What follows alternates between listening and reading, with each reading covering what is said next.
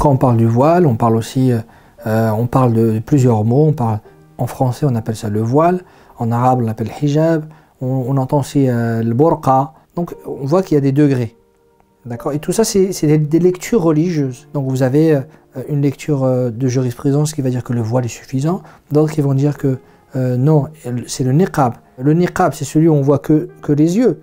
Et la burqa, c'est celui dans lequel il y a un quadrillage, même les yeux, on ne les voit pas. La majorité des musulmans, ils parlent du principe que c'est le voile qui est obligatoire, qui est désigné dans le Coran.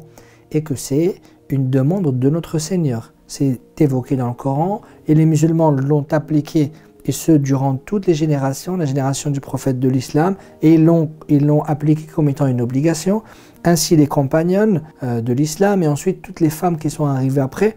Jusqu'à aujourd'hui, la majorité des musulmans le vivent comme étant une obligation en lisant les textes. Voilà ce qu'ils comprennent, c'est tout d'abord une obligation divine, comme la prière, comme d'autres choses. Mais ce n'est pas pour autant que la personne ne le fait pas qu'elle n'est pas musulmane.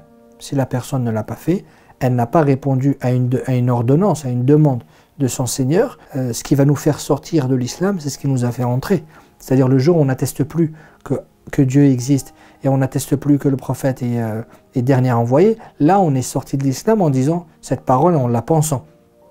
Mais une personne qui ne renie pas ces choses-là, elle reste musulmane. Et en réalité, ce n'est pas le voile qui va désigner que la personne a plus de foi qu'une autre. Parce que la foi, c'est dans le cœur.